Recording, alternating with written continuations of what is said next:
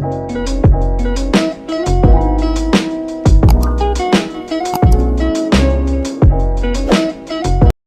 sesama aktivis pada awalnya mengira Wiji Tukul bersembunyi dengan aman nih di rumahnya. Tapi ternyata Wak, semua salah dugaan. Wiji tidak dengan keluarganya, tidak pula dengan kawan-kawannya. Hai, wassalamualaikum warahmatullahi wabarakatuh. Terima kasih sudah klik video ini. Oke, jadi di malam Rabu ini aku akan membawakan satu cerita tentang perjalanan hidup seorang tokoh legendaris dalam sejarah perlawanan rezim Orde Baru yang kita kenal dengan nama Wiji Tukul. Wiji Tukul ini adalah seorang aktivis hak asasi manusia yang kerap kali memperjuangkan hak-hak rakyat kecil. Di mana ada penindasan terhadap buruh, disitulah Wiji Tukul hadir di garda paling depan untuk menjadi pembela. Nah, selain sebagai aktivis, beliau juga dikenal sebagai seorang sastrawan yang membuat beberapa puisi bernada perlawanan rezim Soeharto. Tapi sayangnya Wiji Tukul dinyatakan hilang sejak masa pemberontakan Orde Baru di tahun 1998 dan keberadaannya masih menjadi misteri hingga hari ini. Penasaran kalian sama kisah selengkapnya? Jadi tanpa berlama-lama kita langsung masuk aja ke ceritanya. Check it out.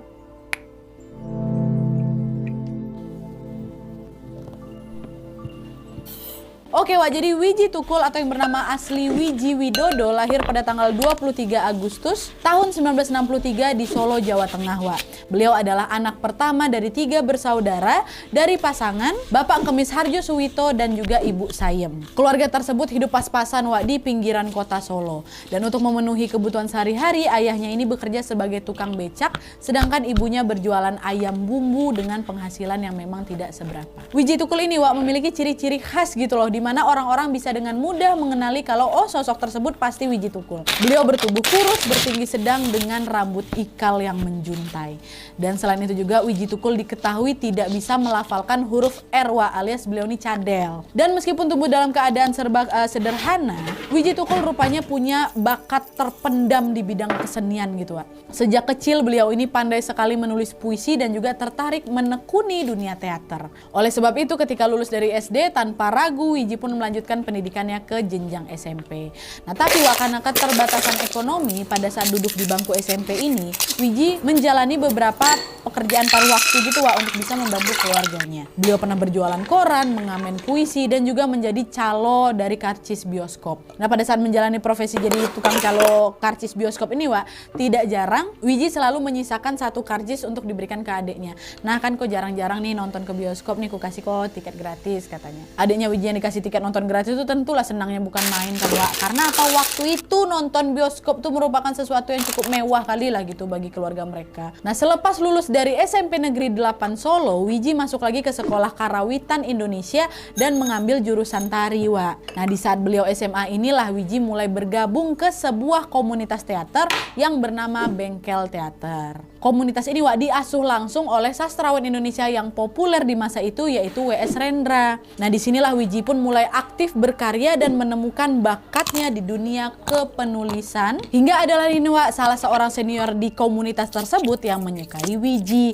Beliau pun kemudian memberikan semacam nama panggung gitulah dan mengubah nama Wiji Widodo menjadi Wiji Tukul. Dimana dalam bahasa Jawa itu memiliki arti biji yang bertumbuh. Nah, semasa SMA perekonomian keluarga Wiji Tukul semakin memburuk sehingga beliau memutuskan untuk putus sekolah. Wiji berkatalah kepada adiknya yang bernama Wahyu bahwa, "Dek, bapak sudah tua, udah nggak kuat lagi narik beca. Sekarang aku yang cari duit. Kau sekolah aja yang betul ya, Dek ya." Dan setelah putus sekolah, beliau pun bekerja sebagai tukang pelitur di toko kayu. Meskipun masih berusia belia, Wiji ini tidak pernah menjalani kehidupan bahagia macam anak-anak lainnya gitu loh. Beliau harus banting tulang mendapatkan uang tambahan demi sesuap nasi. Kehidupan keras yang dia jalani sejak kecil ini perlahan membuat jiwanya bergejolak gitu. Wiji menulislah itu berbagai puisi sebagai bentuk luapan emosi sedih, bahagia, bahkan pemberontakan. Dan selain menjadi tukang pelitur kayu, beliau ini sebenarnya sempat berganti beberapa profesi sebelum akhirnya menikah pada tahun 1989. Wiji Tukul menikah dengan seorang gadis yang dia kenal di saat bergabung di komunitas teater, dan gadis itu bernama Siti Diah Sujirah alias Sipon, yang pada saat itu bekerja sebagai buruh. Nah, dari pernikahan tersebut mereka dikaruniai 2 orang anak. Anak pertamanya adalah seorang perempuan yang diberi nama Fitriyanti Wani dan yang kedua laki-laki bernama Fajar Merah. Dan meskipun sudah berkeluarga, Wiji tetap aktif menulis. Beliau suka membaca buku dan belajar secara otodidak. Awalnya beliau ini menulis puisi hanya untuk melampiaskan emosinya aja Wak ketika melihat keadaan di sekitarnya. Tapi ternyata puisi-puisi yang beliau tulis ini mampu membakar semangat orang lain juga. Bahkan nih Wak ya, saking apiknya tulisan-tulisan beliau yang bernada protes ini membuat pemerintah jadi was-was. Hal ini pertama kali dirasakan oleh Widji saat dia pertama kali tampil di sebuah pentas kemerdekaan Wak. Beliau menulislah puisi kan dengan tema tersebut dan juga membacakannya di depan umum. Nah rupanya puisi pendek yang beliau tulis ini berisi sarkasme Wak kepada pemerintah. Dan akhirnya karena hal itu pula lah Widji langsung digelandang Wak ke kelurahan untuk dimintai keterangan lebih lanjut. Apa puisi yang kau tulis tadi tuh? Siapa yang ngajarin kamu bikin tulisan kurang ajar macam itu? Kata mereka. Widji diintimidasi sedemikian rupa Wak dan dilarang menulis puisi berisi pemberontakan lagi. Dan FYI Wak, pada zaman itu Indonesia ini sedang berada dalam situasi pengekangan memang Wak. Segala sesuatu nih yang dianggap membahayakan tahta pemerintah bisa langsung ditangkap dan langsung dijebloskan ke penjara.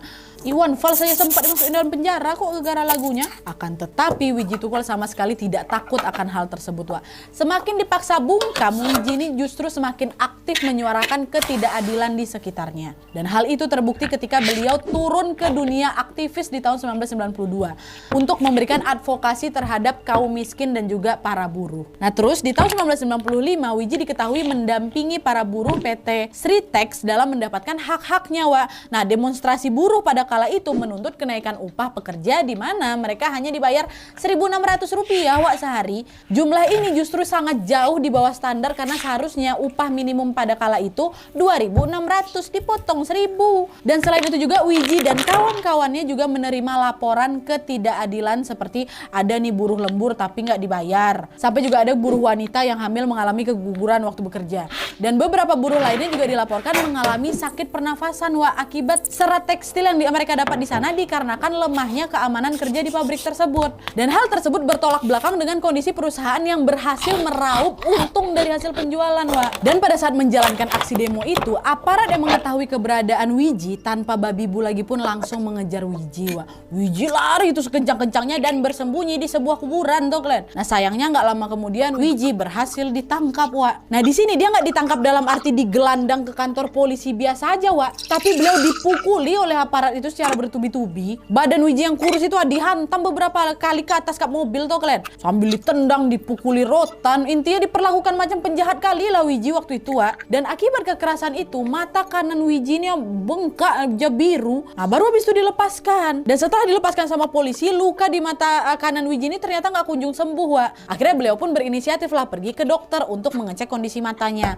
Dan kalian tahu di sana Widji didiagnosa mengalami cedera pada retina mata. Ini bukan cedera biasa, cedera parah Wak. Bahkan saking parahnya retina mata beliau ini hampir lepas gitu loh dan terancam buta. Dan pada saat itu dokter menyarankan beliau untuk segera dioperasi. Nah mengetahui biaya operasi yang nggak pasti murah, Widji pun menjadi muram karena mustahil nih rasanya bisa mendapatkan uang sebanyak itu kan Wak. Nah kawan-kawannya sesama aktivis pun akhirnya menggalang dana sukarela untuk pengobatan matanya Widji di rumah sakit YAP di Yogyakarta. Namun setelah dananya terkumpul, dokter yang menangani Widji dengan kebaikan hatinya menggratiskan biaya operasi tersebut. Betul-betul gratis, nggak usah bayar sepeser pun. Masya Allah baik dokternya. Dan semenjak kejadian itu Wak, Widji nggak kapok. Beliau tidak berhenti melawan begitu saja. Justru beliau diketahui semakin aktif lagi terjun ke dunia politik. Widji Tukulal diketahui menjadi pengurus PRD atau Partai Rakyat Demokratik, dan di partai inilah beliau aktif menyuarakan penghapusan undang-undang politik yang hanya menguntungkan pemerintah dan juga antek-anteknya secara sepihak. Nah, segala aktivitas partai ini dianggap melawan rezim Orde Baru. Sehingga terjadilah Wak suatu kerusuhan di Solo pada tanggal 27 Juli tahun 96. Di sini Wak para anggota partai dan petingginya pun ditangkap oleh aparat dan lagi-lagi menggunakan kekerasan. Untungnya tapi Wak Widji Tukulal berhasil menyelamatkan diri itu dari kejaran aparat. Dan sejak saat itu beliau menjadi salah satu orang yang paling diburu karena keberaniannya melawan pemerintah. Pada bulan Juni tahun 1996 itu Widji pergi dari rumahnya menghindari aparat keamanan. Beliau melarikan diri kemana? Ke Yogyakarta, ya ke Jakarta juga, ke Bekasi dan beberapa kota lainnya dengan melakukan penyamaran. Dan karena waktu itu situasi Pulau Jawa sudah tidak aman ini untuk para aktivis, Wiji pun lari ke Pontianak, Kalimantan Barat. Nah di sana dia bersembunyi di rumah seorang kawannya yang bernama Thomas. Dan atas bantuan Thomas ini, Wiji pun mendapatkan identitas palsu dengan nama Paulus yang tercatat sebagai warga Sungai Ambawang di Pontianak. Terus beberapa hari setelah di rumah Thomas karena masih juga dikejar oleh aparat kepolisian, Wiji Tukul pindah lagi nih ke rumah kawan lainnya yang bernama Martin Siregar. Pada saat tiba di rumahnya Martin, istri Martin sebenarnya udah curiga, siapa orang ini mas, gerak-geriknya kok kaku kali macam orang buron ini. Tapi Pak Martin berusaha meyakinkan istrinya, dia ini orang Solo ngerantau ke Kalimantan bu, kemarin dia habis dirampok, kasihan kali biar dia tinggal di sini dulu, kata si Pak Martin nih. Nah, mendengar hal itu, istri Pak Martin pun setuju dan memperbolehkan Wiji untuk tinggal di sana. Nah, dalam pelariannya Wiji Tukul ini, Wiji tetap menulis puisi-puisi pro-demokrasi, Dan beberapa bulan setelah berada di Kalimantan, Wiji Tukul balik lagi nih, ke Jakarta di bulan Maret tahun 1997. Dan di sana dia lagi-lagi aktif lagi di Partai PRD tadi. Tapi kali ini beliau langsung menjabat sebagai Ketua Divisi Propaganda yang bertugas untuk membuat pamflet di mana dia menyuarakan ketidakadilan Bapak Soeharto. Dan dari sinilah aparat pun mulai langsung mengendus nih keberadaan Wiji kan, dan kembali untuk memburunya. Wiji udah ada Jakarta nih. Setiap aktivis yang tertangkap langsung dipukul pakai rotan, ditanyai, "Kau nih temannya Wiji Tukul ya? Di mana sih pembuat pamflet tuh sekarang?" kata mereka. Dan di momen itulah kawan-kawannya tahu kalau Wiji adalah target utama kepolisian, namun belum juga menemukan hasil karena Wiji Tukul selalu berhasil lolos. Terus di bulan November tahun 1997, Wiji sempat pulang tuh memang ke Solo untuk merayakan ulang tahun anak bungsunya. Di sana beliau melepas rindu bersama keluarga kecilnya itu. Tapi sayangnya beliau tidak bisa lama-lama tinggal di Solo karena masih diburu sama polisi. Beliau pun berjanji kepada istrinya akan pulang lagi ke Solo tahun depan, yaitu di hari ulang tahun anak pertamanya. Akhirnya dengan terpaksa lah itu istrinya pun melepaskan kepergian Wiji, yang ternyata semenjak pada saat itu Wiji tidak pernah kembali lagi ke rumah.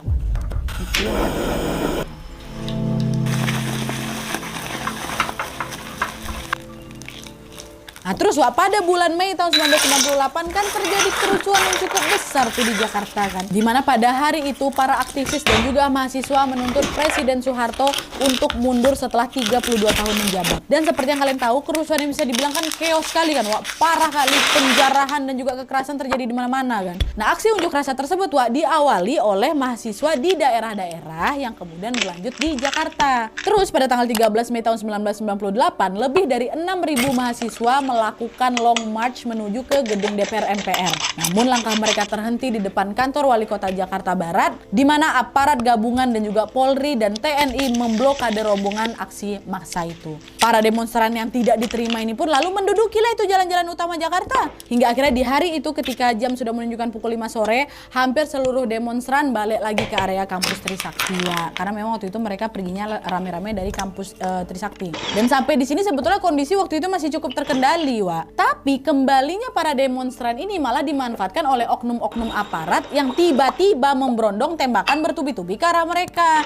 Nah penembakan ini baru berhenti sekitar jam 8 malam dan ternyata sudah merenggut nyawa 4 orang mahasiswa Trisakti. Di detik itu pula para demonstran pun akhirnya tersulutlah emosi mereka kan, hingga di situ terjadi kerusuhan besar-besaran. Dan kerusuhan ini berlangsung sepanjang hari sampai tanggal 15 Mei 98 yang mengakibatkan ribuan gedung, toko hancur lebur dibakar basah. Kerusuhan Mei tahun 1998 ini juga menyebabkan lebih dari 1.000 orang meninggal, ratusan orang luka-luka dan hilangnya beberapa aktivis HAM, termasuk salah satunya siapa? Wiji Tukul. 3 bulan sebelum kerusuhan Mei 98 ini, Wiji Tukul sebenarnya sempat nelpon istrinya loh. Dimana di sana dia mengatakan bahwa keadaan mendaftarkan anak pertamanya itu untuk pergi les bahasa Inggris. Masih sempat berkomunikasi. Dan percakapan tersebut ternyata merupakan pertanda terakhir yang mengisyaratkan bahwa Wiji masih hidup. Dan tepat setelah itu, setelah dihubungi ini, keberadaan Wiji Tukul sempat menjadi simpang siur. Nggak tahu nih Wiji ada di mana. Kawan-kawan sesama aktivis pada awalnya mengira Wiji Tukul bersembunyi dengan aman nih di rumahnya atau di rumah keluarganya lah gitu. Begitu juga dengan istri Wiji Tukul yang menganggap bahwa suaminya ini pasti baik-baik saja atas pertolongan teman-teman seperjuangannya kan. Tapi ternyata Wak, semua salah dugaan. Wiji tidak dengan keluarganya, tidak pula dengan kawan-kawannya. Dan di akhir tahun 1998 itulah orang-orang pun mulai loh mencari keberadaan Wiji Tukulnya. Tapi tidak kunjung juga membuahkan hasil. Hingga akhirnya di awal tahun 2000, seorang sahabat baiknya Wiji yang berkebangsaan Belanda mulai melontarkan kabar bahwa Wiji Tukul telah hilang di media massa. Nah, kawan tersebut bernama Jep Erkelens, pria berkebangsaan Belanda. Erkelens ini mulai bertanya kepada direktur Kompas perihal keberadaan Wiji Tukul. Di sana dia bilang lah, kita harus melakukan sesuatu nih Pak untuk nyari Wiji Tukul.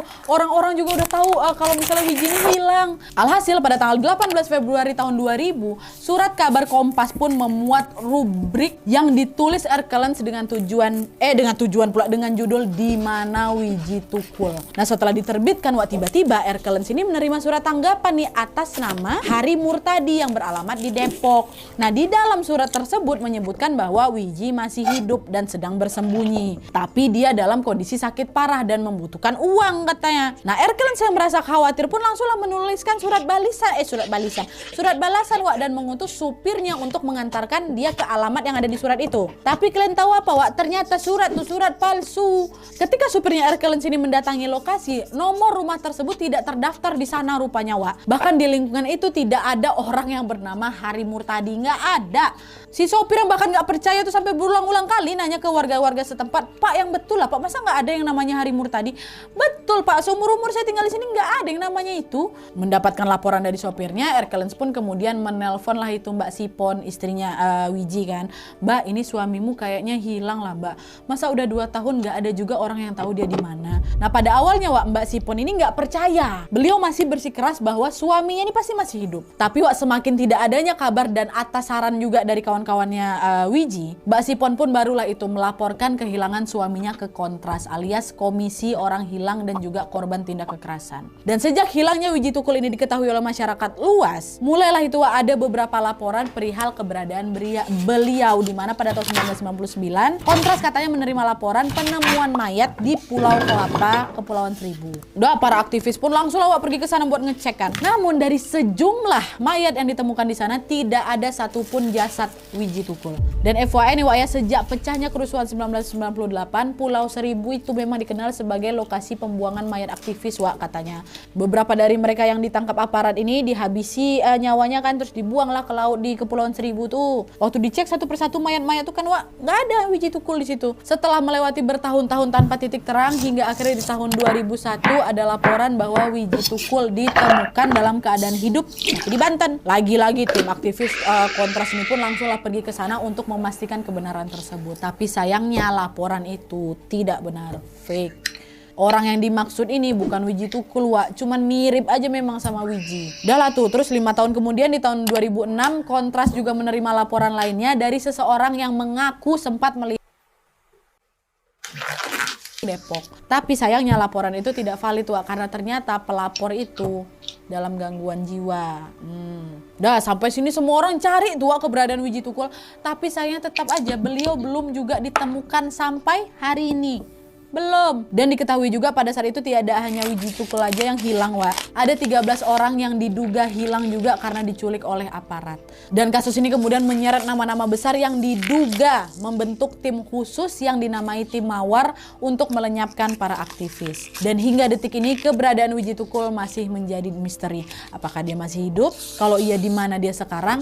Atau justru sudah meninggal? Kalaupun memang sudah meninggal, di mana kuburannya? Dikubur di mana dia? Sayangnya pertanyaan tersebut masih menjadi hutang pemerintah yang tidak kunjung dibayarkan. Astagfirullah.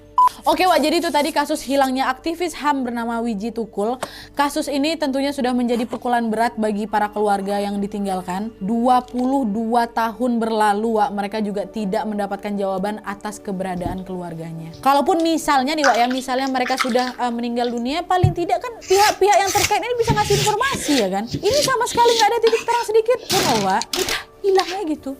Dan sebelum aku akhiri video ini, aku mau ngasih sedikit fakta tentang Wiji Tukul. Jadi pada tanggal 5 Januari 2023 kemarin baru aja istri dari Wiji Tukul yaitu Mbak Sipon meninggal dunia di Solo. usai sudah perjuangan beliau yang menanti kembalinya sang suami. Dan dari hati yang paling dalam, mari kita doakan semoga Mbak Sipon tenang di sana dan untuk pihak keluarga diberikan kekuatan dan juga ketabahan. Amin ya robbal alamin. Dan semoga kasus Widji Tukul dan hilangnya aktivis lain segera diungkapkan seterang-terangnya. Apalagi beberapa waktu yang lalu Pak Jokowi mengakui ada beberapa kasus pelanggaran HAM di Indonesia dan salah satunya adalah tragedi 1998 di mana menjadi titik awal hilangnya para aktivis. Semoga pengakuan negara atas dosa besar ini menjadi angin segar atas keadilan yang bisa ditegakkan seadil-adilnya. Amin ya robbal alamin. Oke Wak, jadi sekian dulu videonya. Terima kasih banyak yang sudah menonton. Kalau kalian suka video ini, klik like-nya. Jangan lupa komen di bawah untuk ide dan saran-saran untuk video selanjutnya.